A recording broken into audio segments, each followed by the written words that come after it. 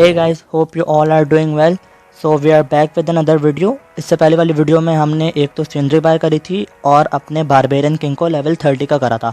सो जैसा आप देख सकते हैं कि मेरे दोनों हीरोज़ जो हैं वो 30 के हो ही चुके हैं. सिर्फ बारबेरियन किंग एक दिन और 20 घंटे बाद 30 का हो जाएगा.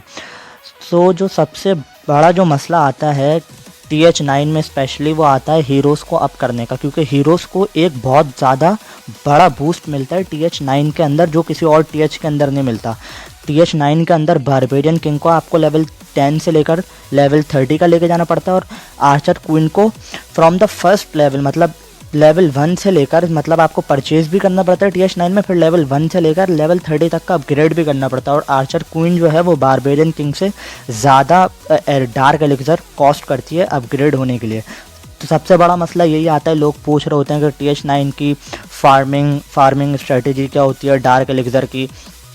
मैंने बहुत सारी स्ट्रेटजीज़ देखी हैं जिसके अंदर कुछ लोग बारबेरियंस और आर्चर्स यूज़ करते हैं, सिर्फ बारबेरियंस और आर्चर्स का जो कॉम्बो होता है वो यूज़ करते हैं.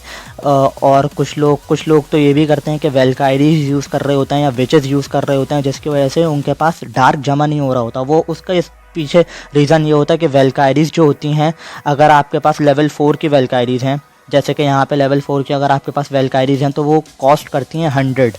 एक वेलगारी 100 कॉस्ट करती है. तो अगर आप 10 भी लेके जा रहे हैं तो आपने अपना 1000 डार्क एलिक्सर यहीं पे खर्च कर दिया. और जो विचेज़ हैं लेवल 2 की अगर आपके पास हैं तो 150 कॉस्ट कर रही हैं. विच अगर आप विच स्लैब भी करना चाह रहे हैं तो उसके अंदर आपके पास मिनिमम भी जो होती हैं वो 10 विचेस तो होती हैं स्टैंडर्ड विच स्लैब के अंदर. तो उसके अंदर भी आपका 1500 डार्क आराम से लग जाता है. तो यहाँ पे आज उसी के बारे में बात करेंगे, स्ट्रेटजी के बारे में कि डार्क एलिक्सर की जो स्ट्रेटजी है वो फार्मिंग स्ट्रेटजी क्या होनी चाहिए. डार्क एलिक्सर की फार्मिंग स्ट्रेटजी क्या होनी चाहिए. तो मेरे हिसाब से एक स्टैंडर्ड स्ट्रेटजी जो है जो मैंने बनाई हुई है वो ये है.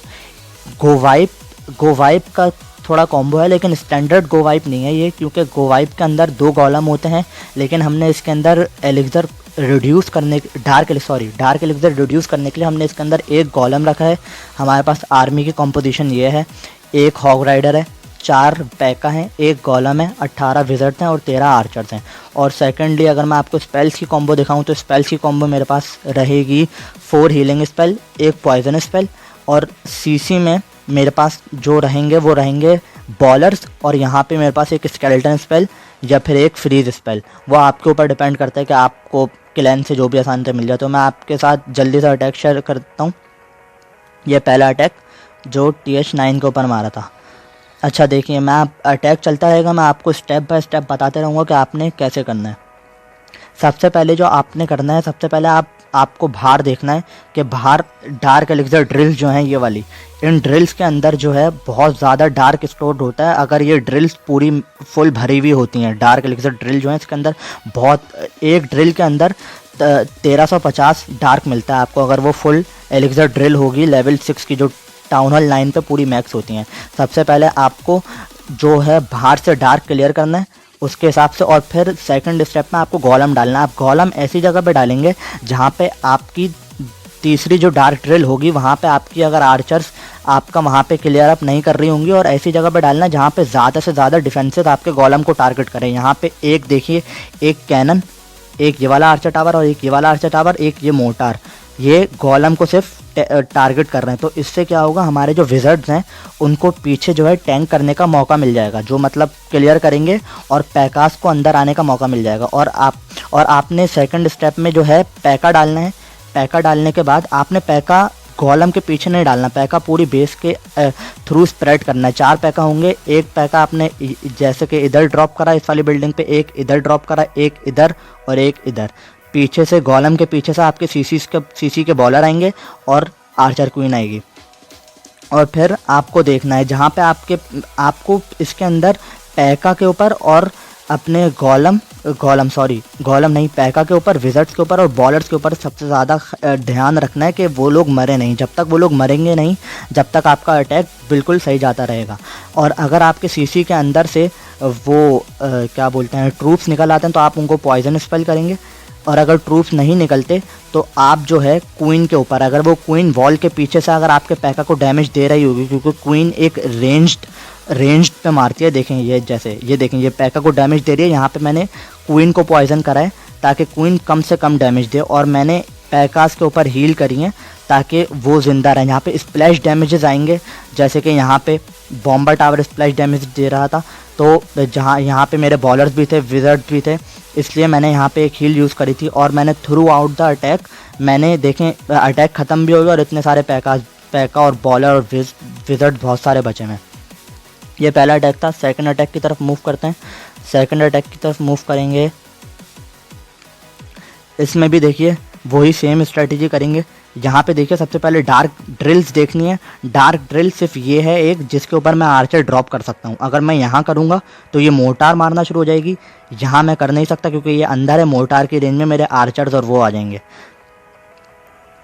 यहाँ पे मैंने एक आर्चर ड्रॉप करी है और अब मुझे अपना कॉलम वहाँ पे ड्रॉप करना है जहाँ पे सबसे ज़्यादा डिफेंसेस उसको टारगेट करें, एंड सेकेंडली वहाँ पे डार्क एलिक्सर मौजूद हो।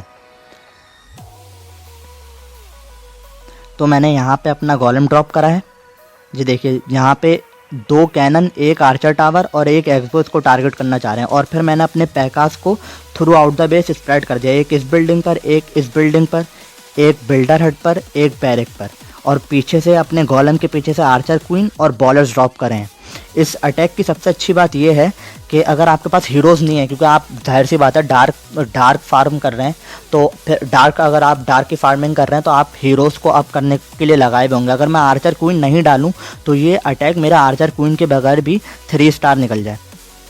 अब ये देखिए यहाँ पे पहली हील यहाँ पे मैंने ड्रॉप करी जहाँ पे मेरे पैका की लाइफ कम थी, क्योंकि मुझे पैका को बचाना था। अगर पैका यहाँ पे मर जाता मेरा तो यहाँ पे जो मेरे ये देखें 1 2 3 4 5 इतने सारे एक विज़र्ड और ये सारी लाइन से आर्चर्स जो हैं ये इन सबको मारना शुरू कर देते कैनन्स। और यहाँ पे विज़र्ड टावर जो स्प्लैश डैमेज देता है, जो सबसे ख़तरनाक होता है। यहाँ पे देखें एंड तक विज़र्ड जिंदा था, तो यहाँ का पूरा कंपार्टमेंट क्लियर हो गया, यहाँ का कैनन क्लियर हो गया। अब देखें यहाँ पे मुझे स्प्लैश डैमेज मिल रहा था विज़र्ड से, तो यहाँ पे मैंने एक हील ड्रॉप करी थी। सेकंड हील मैंने यहाँ पे ड्रॉप करी थी और यहाँ पे मैंने क्वीन को पॉइजन करके उसके ऊपर स्केलेटन स्पेल ड्रॉप करी थी, जैसे कि मेरा पैका बच जाए। लेकिन यहाँ पे अनफॉर्चुनेटली पैका को एक्सबो भी डैमेज दे रही थी, तभी पैका बच नहीं पाया था। यहाँ पे हमारे पास अब कोई भी स्पेल बची नहीं थी, सारे स्पेल्स ख़त्म हो चुके थे, बस एक पैका, थोड़े से बॉलर्स और क्वीन बचे थे, और यहाँ पे डिफेंसेस थोड़ी सी बची थी। तो ये अटैक भी 3 स्टार हुआ था, क्लियर 3 स्टार था। अच्छा, तो कुछ क्लैन्स में होता है ये है कि कुछ क्लैन में बॉलर्स नहीं मिल पाते।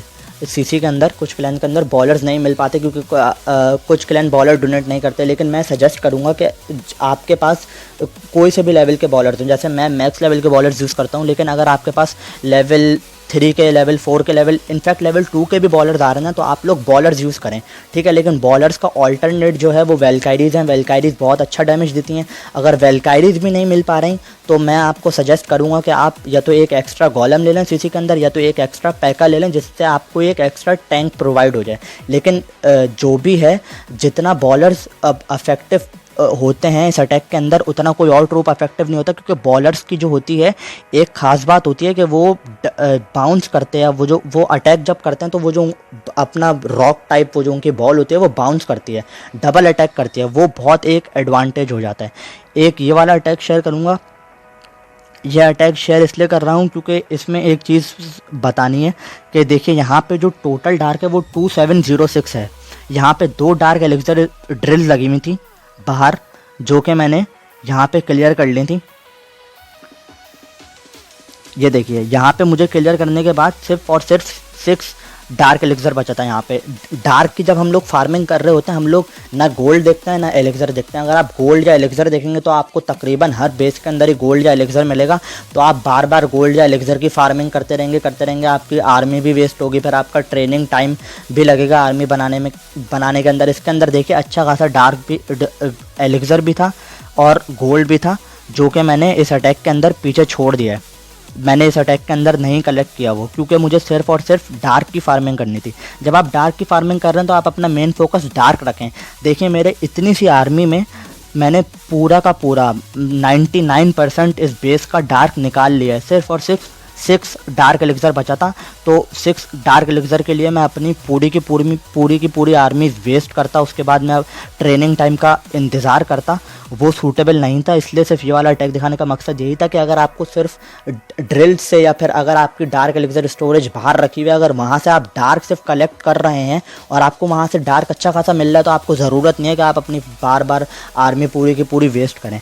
और सेकेंडली ये लास्ट अटैक जो कि यहाँ TH10 के ऊपर हुआ था, डेड TH10 की बेस थी, लेकिन स्टिल देखेंगे तो इसका 13 लेवल का आर्चर टावर है, इसके कैनन मैक्स हैं, इसकी मोर्टार मैक्स हैं, इसके विज़र्ड टावर मैक्स है, इसका बॉम्बर टावर मैक्स है, मतलब तकरीबन हर चीज़ ही मैक्स है। इसकी आर्चर क्वीन 26 लेवल की है।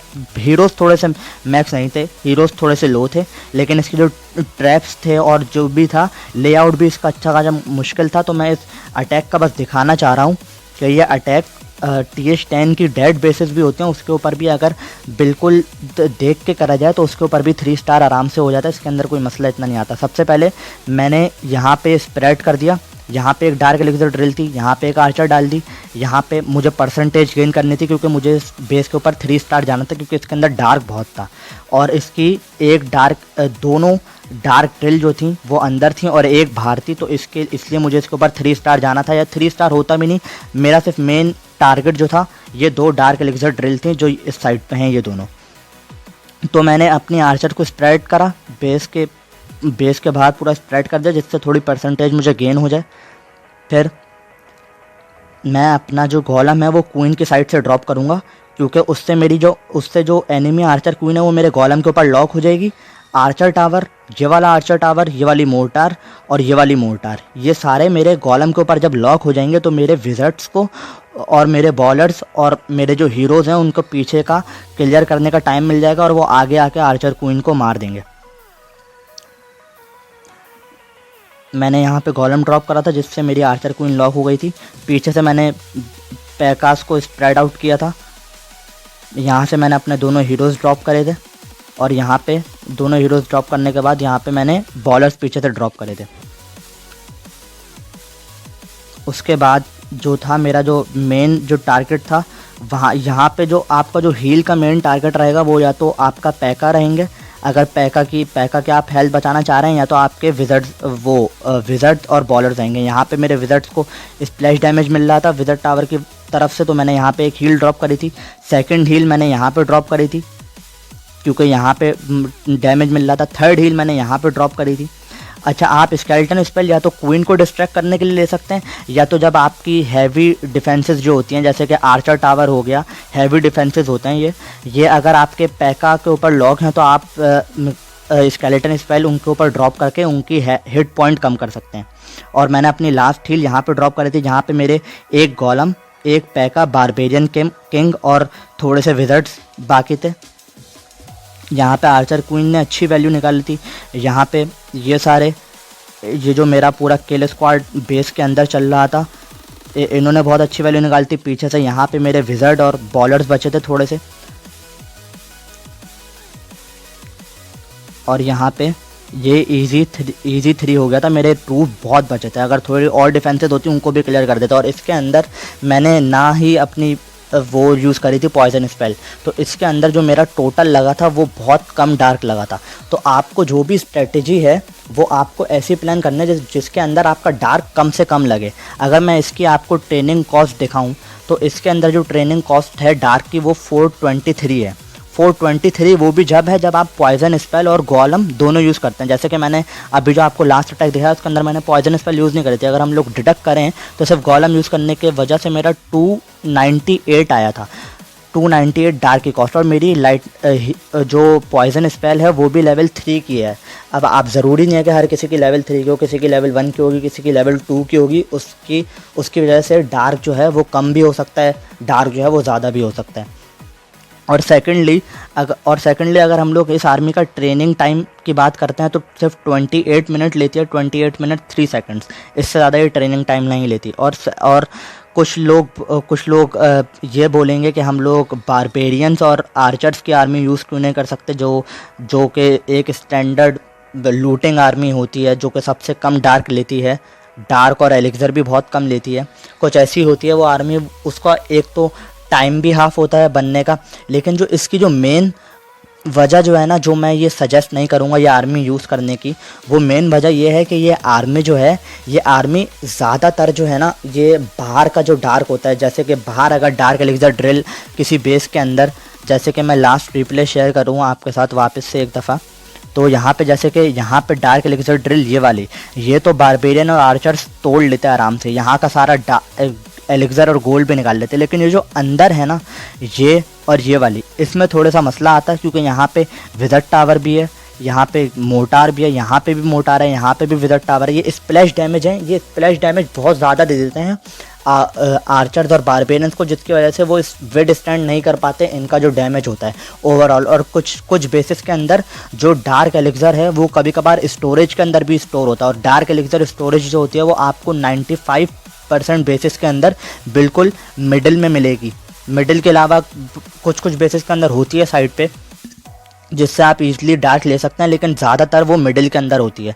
तो तभी बारबेरियन और आर्चर्स जो होती हैं वो वहाँ पे आराम से नहीं पहुँच पाते, इसलिए वो यूज़ करने से मैं रिकमेंड नहीं करूँगा वो यूज़ करना। और सेकेंडली जो आपकी वेलकाइरीज़ और विचेस की बात है जहाँ तक, तो वेलकाइरीज़ और विचेस बहुत एक्सपेंसिव होते हैं, डार्क बहुत ज़्यादा लेते हैं, इसलिए वो भी मैं बिल्कुल रिकमेंड नहीं करूँगा। वेलकाइरीज़ के साथ कभी कभार लोग 4 अर्थक्वेक स्पेल लेके जाते हैं, उसकी वजह से उनका जो डार्क होता है वो 1500-1600 आराम से क्रॉस कर लेता है। उसके अंदर कोई भी मसला नहीं होता, कोई भी मसला नहीं होता इतना ज़्यादा डार्क लेने के लिए। तो इसलिए ये एक स्टैंडर्ड आर्मी है। इसके अंदर वैसा आप अगर चाहें तो थोड़ी सी चेंजेस कर सकते हैं। अगर आपको गोलम भी यूज़ नहीं करना तो गोलम के बजाय एक और पैका ले सकते हैं, और कुछ 5 आर्चर्स और ले सकते हैं, एक विज़र्ड और एक आर्चर और ले सकते हैं पैका के साथ, अगर आपको गोलम हटाना है। ये एक स्टैंडर्ड आर्मी है। इसी आर्मी को यूज़ करके मैंने अपने दोनों हीरोज़ 30 के किए, और मुझे हीरोज़ 30 के करने में लाइक 1 महीना भी नहीं लगा था, 1 महीना भी नहीं लगा था, 1 महीने के अंदर हो गया था। और अगेन अगर आपके सीसी के अंदर बॉलर्स नहीं मिलते तो आप वेलकाइरीज़ के लिए जा सकते हैं, वेलकाइरीज़ ले लें, या तो पैका ले लें, या तो गोलम ले लें, लेकिन बॉलर्स जितने इफेक्टिव नहीं होंगे ये तीनों ट्रूप्स। तो खैर आज की वीडियो के लिए इतना ही, अगली वीडियो में मुलाकात होगी। अगर वीडियो पसंद आई तो लाइक करिएगा, शेयर करिएगा और कमेंट ज़रूर करिएगा, अपने दोस्तों के साथ शेयर भी करिएगा, और सब्सक्राइब करना नहीं भूलिएगा। और I will see you in the next video, till then take care.